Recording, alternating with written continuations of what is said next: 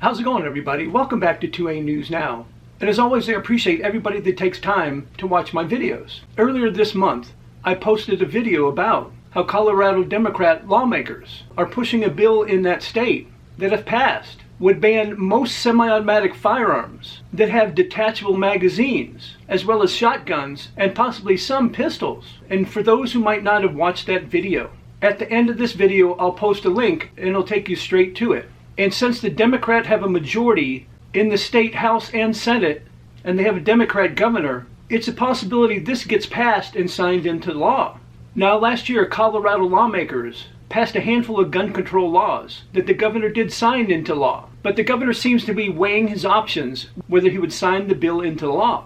The governor recently said that the ban on the sale and manufacture of semi-automatic firearms would not be his preferred method of tackling gun violence. But he's not opposed to it either. Sounds kind of wishy-washy to me. The bill is Senate Bill 3, and the legislation would ban the manufacture and sale of most semi-automatic rifles and shotguns with removable magazines. And like I said earlier, as well as some semi-automatic pistols.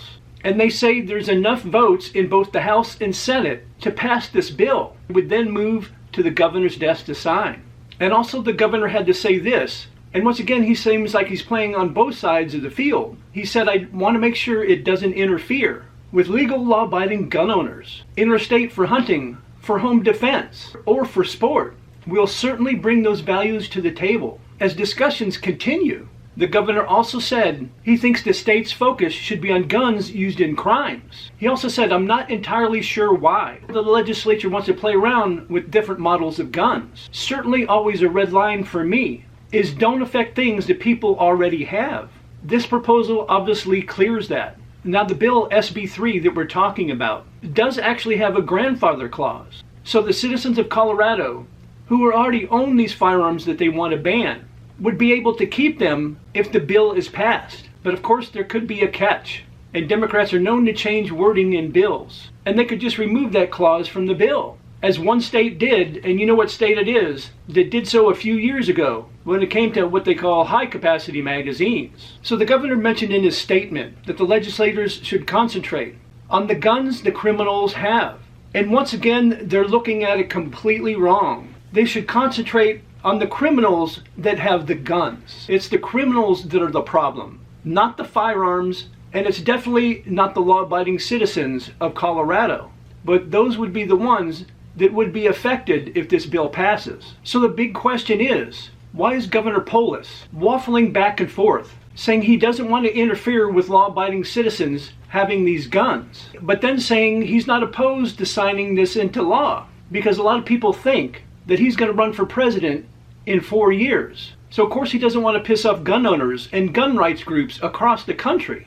And like I said earlier, this bill is most likely going to pass and go to the governor's desk to be signed, but he could veto the bill.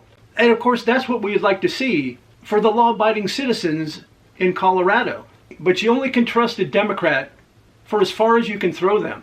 I would just rather somebody be straight up and say, no, I'm not going to sign that bill, or say I am, instead of playing both sides of the field just because he's thinking about running for president in 4 years. Because definitely, if he does sign that bill, just think how many lawsuits will be coming their way. And that would cost the state a lot of money. So I'd really like to know from you guys in the comments section. What do you think Governor Polis is going to do in Colorado? Do you think he signs the bill, or does he veto the bill? And as always, I appreciate everybody that supports the channel. You guys are always crushing it on every video that I make by liking, sharing, and subscribing, and hitting those post notifications, as well as leaving comments. And I really do appreciate it, and it does help the channel out and help it continue to grow. And I invite all of you to come back and watch my next video.